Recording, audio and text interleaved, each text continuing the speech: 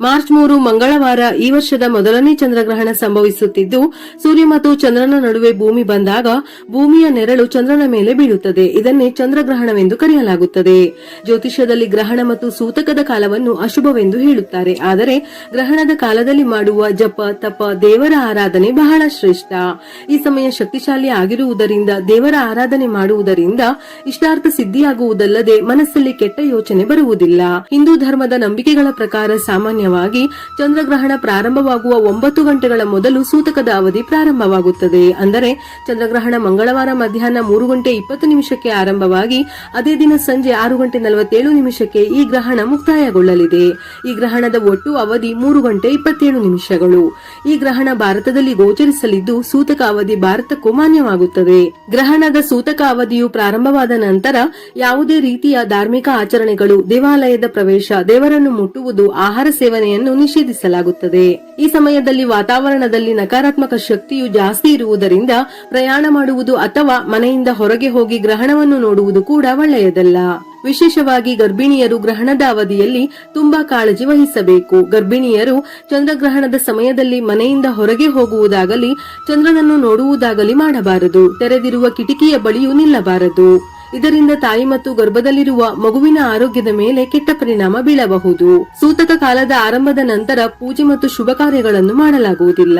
ಗ್ರಹಣದ ಸಮಯದಲ್ಲಿ ಮಲಗಬಾರದು. ಕತ್ತಿ, ಚಾಕು, ಸೂಜಿ ಇನ್ನು ಮುಂತಾದ ಚೂಪಾದ ವಸ್ತುಗಳನ್ನು ಬಳಸಬಾರದು. ಇದರಿಂದ ಮನೆಯಲ್ಲಿ ಅಶಾಂತಿ ಉಂಟಾಗುತ್ತದೆ.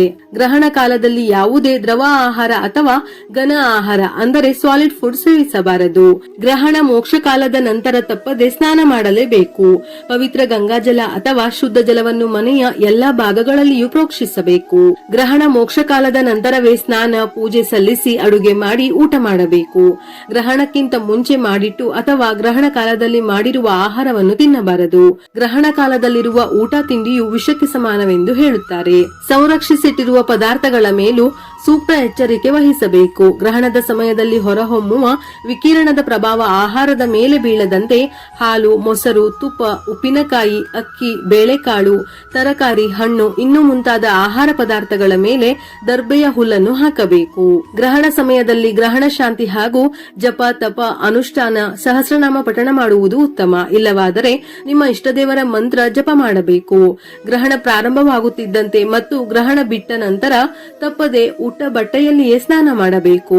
ಗ್ರಹಣದ ಸಮಯದಲ್ಲಿ ಮಂತ್ರಗಳನ್ನು ಪಠಿಸುವುದು, ನಿಮ್ಮ ಸಾಮರ್ಥ್ಯದ ಮಟ್ಟಿಗೆ ದಾನ ಮಾಡುವುದು ಶುಭವೆಂದು ಹೇಳುತ್ತಾರೆ. ಹೀಗೆ ಮಾಡುವುದರಿಂದ ನಿಮ್ಮ ಜಾತಕದಲ್ಲಿ ಚಂದ್ರನ ಸ್ಥಾನವು ಬಲಗೊಳ್ಳುತ್ತದೆ.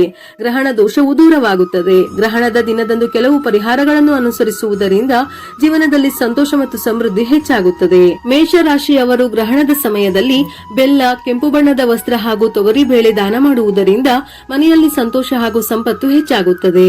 ಗ್ರಹಣದ ಸಮಯದಲ್ಲಿ ಹನುಮಾನ್ ಚಾಲಿಸಾ ಪಠಿಸುವುದು ಶುಭ. ಇದರೊಂದಿಗೆ ಓಂ ಅಂ ಅಂಗಾರಕಾಯ ನಮಃ ಎಂಬ ಮಂತ್ರವನ್ನು 108 ಬಾರಿ ಪಠಿಸಿ ಪುಣ್ಯದ ಫಲವನ್ನು ಹೆಚ್ಚಿಸುತ್ತದೆ. ವೃಷಭ ರಾಶಿಯವರು ಗ್ರಹಣದ ಸಮಯದಲ್ಲಿ ಶ್ರೀ ಸೂಕ್ತ ಮಂತ್ರವನ್ನು ಪಠಿಸುವುದು ತುಂಬಾ ಶುಭ ಫಲಗಳನ್ನು ನೀಡುತ್ತದೆ. ಈ ಸಮಯದಲ್ಲಿ ಅಕ್ಕಿ, ಹಾಲು, ಸಕ್ಕರೆ, ಬಿಳಿ ಹೂವು ಮತ್ತು ಬಿಳಿ ವಸ್ತ್ರಗಳನ್ನು ದಾನ ಮಾಡುವುದು ತುಂಬಾ ಒಳ್ಳೆಯದು. ಅದೇ ರೀತಿ ಈ ಸಮಯದಲ್ಲಿ ಓಂ ಶುಂ ಶುಕ್ರಾಯ ನಮಃ ಎಂಬ ಮಂತ್ರವನ್ನು 108 ಬಾರಿ ಪಠಿಸುವುದರಿಂದ ಉದ್ಯೋಗಿಗಳು ಮತ್ತು ಉದ್ಯಮಿಗಳಿಗೆ ಪ್ರಗತಿ ಲಭಿಸುತ್ತದೆ. ಮಿಥುನ ರಾಶಿಯವರು ಗ್ರಹಣದ ಸಮಯದಲ್ಲಿ ನೀವು ನಿಮ್ಮ ನೆಚ್ಚಿನ ದೇವತೆಯ ಮಂತ್ರವನ್ನು ಪಠಿಸಬೇಕು. ಇದರ ಜೊತೆಯಲ್ಲಿ ಓಂ ಬುಂ ಬುಧಾಯ ನಮಃ ಎಂಬ ಮಂತ್ರವನ್ನು ಪಠಿಸುವುದು ತುಂಬಾ ಶುಭ ಫಲಗಳನ್ನು ನೀಡುತ್ತದೆ. ಗ್ರಹಣದ ಸಮಯದಲ್ಲಿ ಹಸುವಿಗೆ ಹಸಿರು ಹುಲ್ಲು ತಿನ್ನಿಸಿ ತಾಜಾ ತರಕಾರಿ, ಹಣ್ಣು, ಹಸಿರು ಬಣ್ಣದ ವಸ್ತ್ರ, ಹೆಸರು ಕಾಳನ್ನು ದಾನ ಮಾಡುವುದರಿಂದ ಶುಭ ಫಲಿತಾಂಶಗಳು ದೊರೆಯುತ್ತದೆ. ಕಟಕ ರಾಶಿಯವರು ಚಂದ್ರಗ್ರಹಣದ ಸಮಯದಲ್ಲಿ ಓಂ ಚಂ ಚಂದ್ರಾಯ ನಮಃ ಎಂಬ ಮಂತ್ರಗಳನ್ನು ಪಠಿಸುವುದರಿಂದ ಭಾಗ್ಯದ ಬಾಗಿಲು ತೆರೆಯಲಿದೆ. ಇದರೊಂದಿಗೆ ಅಕ್ಕಿ, ಹಾಲು, ಮೊಸರು, ತುಪ್ಪ, ಕರ್ಪೂರ ಇವುಗಳನ್ನು ಗ್ರಹಣದ ಸಮಯದಲ್ಲಿ ಅಥವಾ ನಂತರ ದಾನ ಮಾಡುವುದು ಅದೃಷ್ಟ ತಂದುಕೊಡಲಿದೆ. ಹೀಗೆ ಮಾಡುವುದರಿಂದ ನಿಮ್ಮ ಜೀವನದಲ್ಲಿ ಪ್ರಗತಿ ಉಂಟಾಗುವುದು. ಸಿಂಹ ರಾಶಿಯವರು ಈ ಸಮಯದಲ್ಲಿ ಶ್ರೀರಾಮ ದೇವಾಲಯದ ಹತ್ತಿರ ಇರುವ ಅಸಹಾಯಕರಿಗೆ ಅಥವಾ ನಿರ್ಗತಿಕರಿಗೆ ಬೆಲ್ಲ, ಗೋಧಿ, ಆಹಾರ ಮತ್ತು ಕೆಂಪು ಬಣ್ಣದ ಬಟ್ಟೆಗಳನ್ನು ದಾನ ಮಾಡುವುದು ನಿಮ್ಮ ಪುಣ್ಯದ ಫಲವನ್ನು ಹೆಚ್ಚಿಸುತ್ತದೆ. ಅಲ್ಲದೆ ಚಂದ್ರಗ್ರಹಣದ ಸಮಯದಲ್ಲಿ ಆದಿತ್ಯ ಹೃದಯ ಸ್ತೋತ್ರವನ್ನು ಪಠಿಸುವುದು ಕೂಡ ಒಳ್ಳೆಯದು. ಈ ಸಮಯದಲ್ಲಿ ಓಂ ಘಣಿಸೂರ್ಯಾಯ ನಮಃ ಎಂಬ ಮಂತ್ರವನ್ನು 108 ಬಾರಿ ಪಠಿಸುವುದರಿಂದ ಉದ್ಯೋಗದಲ್ಲಿ ಬಡ್ತಿ ಹಾಗೂ ಕುಟುಂಬದಲ್ಲಿ ಶಾಂತಿಯನ್ನು ನೀವು ಕಾಣುವಿರಿ. ಕನ್ಯಾ ರಾಶಿಯವರು ಚಂದ್ರಗ್ರಹಣದ ಸಮಯದಲ್ಲಿ ದೊಡ್ಡ ಮಟ್ಟದ ಸಹಾಯ ಅಥವಾ ದಾನ ಅಲ್ಲದೆ ಇದ್ದರೂ ಸಣ್ಣ ಪ್ರಮಾಣದಲ್ಲಿ ಈ ದಿನ ಮಾಡುವ ಉತ್ತಮ ಕಾರ್ಯಗಳು ನಿಮಗೆ ಸಾಕಷ್ಟು ನೆಮ್ಮದಿಯನ್ನು ಹಾಗೂ ಸಂಪತ್ತನ್ನು ತರುತ್ತದೆ.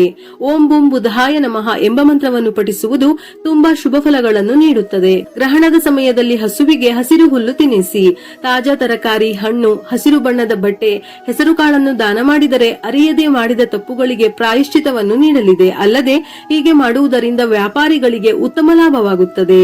ತುಲಾ ರಾಶಿಯವರು ಚಂದ್ರಗ್ರಹಣದ ಸಮಯದಲ್ಲಿ ಲಕ್ಷ್ಮೀ ಸ್ತೋತ್ರ ಅಥವಾ ದುರ್ಗಾ ಸಪ್ತಶತಿಯನ್ನು ಪೂರ್ಣ ಹೃದಯದಿಂದ ಪಠಿಸುವುದು ಶುಭ. ಓಂ ಶುಂ ಶುಕ್ರಾಯ ನಮಃ ಎಂಬ ಮಂತ್ರವನ್ನು 108 ಬಾರಿ ಜಪಿಸಬೇಕು. ಅದೇ ರೀತಿ ಗ್ರಹಣದ ಸಮಯದಲ್ಲಿ ಸಕ್ಕರೆ, ತುಪ್ಪ, ಬಿಳಿ ಬಟ್ಟೆಗಳನ್ನು ದಾನ ಮಾಡುವುದರಿಂದ ದೇವರ ಅನುಗ್ರಹವನ್ನು ನೀವು ಪಡೆಯುತ್ತೀರಿ. ಸಮಾಜದಲ್ಲಿ ನಿಮ್ಮ ಗೌರವವು ಹೆಚ್ಚಾಗುತ್ತದೆ. ವೃಶ್ಚಿಕ ರಾಶಿಯವರು ಗ್ರಹಣದ ಸಮಯದಲ್ಲಿ ಬಡವರಿಗೆ ಕುಂಬಳಕಾಯಿ, ಬೆಲ್ಲ, ಗೋಧಿ, ಉದ್ದಿನ ಬೇಳೆ, ಕೆಂಪು ಹಣ್ಣು ಮತ್ತು ಕೆಂಪು ಬಣ್ಣದ ವಸ್ತ್ರವನ್ನು ದಾನ ಮಾಡುವುದರಿಂದ ಶುಭ ಫಲಿತಾಂಶಗಳು ದೊರೆಯುತ್ತದೆ. ಹೀಗೆ ಮಾಡುವುದರಿಂದ ನಿಮ್ಮ ಎಲ್ಲಾ ತೊಂದರೆಗಳು ದೂರವಾಗುತ್ತವೆ. ಈ ರಾಶಿಯ ಜನರು ಚಂದ್ರಗ್ರಹಣದ ಸಮಯದಲ್ಲಿ ಹನುಮಾನ್ ಚಾಲೀಸ ಮತ್ತು ಸುಂದರಕಾಂಡವನ್ನು ಪಠಿಸಬೇಕು ಅಥವಾ ಕೇಳಬೇಕು. ಅದೇ ರೀತಿ ಓಂ ಅಂ ಅಂಗಾರಕಾಯ ನಮಃ ಎಂಬ ಮಂತ್ರವನ್ನು 108 ಬಾರಿ ಪಠಿಸುವುದು ಒಳ್ಳೆಯದು. ಧನು ರಾಶಿಯವರು ಗ್ರಹಣದ ನಂತರ ವಿಷ್ಣುವಿನ ದೇವಾಲಯಕ್ಕೆ ಭೇಟಿ ನೀಡಿ ಬಡವರಿಗೆ ಆಹಾರ ದಾನ ಮಾಡುವುದು ಪುಣ್ಯದ ಫಲವನ್ನು ಹೆಚ್ಚಿಸುತ್ತದೆ. ಆಹಾರ ಧಾನ್ಯಗಳು, ಕಡಲೆಬೇಳೆ, ಹಳದಿ ಬಣ್ಣದ ಹಣ್ಣು, ತುಪ್ಪ, ಹಳದಿ ಬಣ್ಣದ ವಸ್ತ್ರಗಳನ್ನು ದಾನ ಮಾಡುವುದರಿಂದ ಉತ್ತಮ ಫಲಿತಾಂಶಗಳು ದೊರೆಯುತ್ತವೆ. ನಿಮ್ಮ ಬಾಕಿ ಕೆಲಸ ಮತ್ತೆ ಪ್ರಾರಂಭವಾಗುತ್ತದೆ. ನಿಮ್ಮ ಮನೆಯಲ್ಲಿ ಸಕಾರಾತ್ಮಕ ಶಕ್ತಿ ಹೆಚ್ಚಾಗುತ್ತದೆ.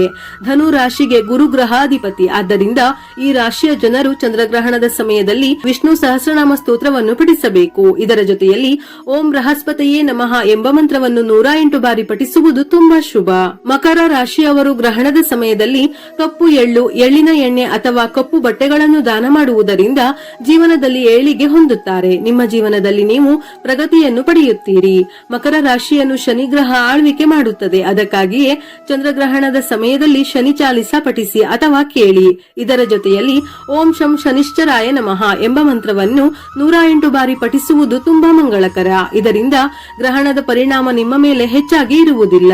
ಕುಂಭರಾಶಿಯವರು ಚಂದ್ರಗ್ರಹಣದ ಸಮಯದಲ್ಲಿ ಶನಿ ಚಾಲಿಸ ಹಾಗೂ ಕೃಷ್ಣ ಚಾಲಿಸ ಅಥವಾ ಹನುಮಾನ್ ಚಾಲಿಸ ಪಠಿಸುವುದು ತುಂಬಾ ಒಳ್ಳೆಯದು. ಚಂದ್ರಗ್ರಹಣದ ನಂತರ ಅಕ್ಕಿ, ಕಪ್ಪು ಎಳ್ಳು, ಉದ್ದಿನ ಬೇಳೆ, ವಸ್ತ್ರದಾನ ಮಾಡುವುದರಿಂದ ಮನೆಯ ಆರ್ಥಿಕತೆ ಹೆಚ್ಚಿಸುತ್ತದೆ. ಇದು ಯಾವುದೇ ರೀತಿ ಹಣಕಾಸಿನ ತೊಂದರೆಗಳು ಬಾರದಂತೆ ನೋಡಿಕೊಳ್ಳುತ್ತದೆ. ಮೀನ ರಾಶಿಯವರು ವಿಷ್ಣು ಚಾಲಿಸ ಅಥವಾ ರಾಮಾಯಣ, ಮಹಾಭಾರತದಂತಹ ಕಥೆಗಳನ್ನು ಈ ಸಮಯದಲ್ಲಿ ಓದುವುದು ಅಥವಾ ಕೇಳುವುದು ಒಳ್ಳೆಯದು. ಇದರೊಂದಿಗೆ ಓಂ ಬೃಹಸ್ಪತಿಯೇ ನಮಃ ಎಂಬ ಮಂತ್ರವನ್ನು ಜಪಿಸಿ. ಹಳದಿ ಬಣ್ಣದ ಹಣ್ಣು, ಹಳದಿ ವಸ್ತ್ರ, ಕಡಲೆಬೇಳೆ, ಅರಿಶಿನ, ಬೆಲ್ಲವನ್ನು ಗ್ರಹಣದ ದಿನದಂದು ದಾನ ಮಾಡಬೇಕು. ಹೀಗೆ ಮಾಡುವುದರಿಂದ ನಿಮ್ಮ ಸಂಪತ್ತು ವೃದ್ಧಿಯಾಗುತ್ತದೆ. ಗ್ರಹಣ ಸ್ಪರ್ಶ ಸಮಯದಲ್ಲಿ ಮಾಡುವ ಸ್ನಾನವು ಲಕ್ಷ ಸ್ನಾನಗಳ ಫಲವನ್ನು, ಮೋಕ್ಷ ನಂತರ ಮಾಡುವ ಸ್ನಾನವು ಅನಂತ ಸ್ನಾನಗಳ ಫಲವನ್ನು ಕೊಡುತ್ತದೆ. ಗ್ರಹಣ ಸಮಯದಲ್ಲಿ ಮಾಡುವ ಜಪತಪಾದಿ ಹೋಮವು ಕೋಟಿ ಹೋಮಗಳ ಫಲವನ್ನು ಕೊಡುತ್ತದೆ. ಆದ್ದರಿಂದ ಗ್ರಹಣದ ಸಮಯದಲ್ಲಿ ನಿಮ್ಮ ಶಕ್ತಿಗೆ ಅನುಸಾರವಾಗಿ ದೇವರ ಜಪ, ತಪ, ಅನುಷ್ಠಾನವನ್ನು ಮಾಡಿದರೆ ಮನಸ್ಸು ಸಕಾರಾತ್ಮಕವಾಗಿ ಯೋಚಿಸುವುದಲ್ಲದೆ ಗ್ರಹಣದ ಶುಭ ಫಲಗಳನ್ನು ಪಡೆಯಬಹುದು. ವಿಡಿಯೋ ಇಷ್ಟ ಆಗಿದ್ದಲ್ಲಿ ಮರೆಯದೆ ಲೈಕ್ ಕೊಟ್ಟು ನಿಮ್ಮವರಿಗೆ ಶೇರ್ ಮಾಡಿ. ಇದೇ ರೀತಿಯ ಮನಮುಟ್ಟುವ ಉಪಯುಕ್ತ ಮಾಹಿತಿಗಳಿಗಾಗಿ ಮತ್ತೆ ಭೇಟಿಯಾಗೋಣ.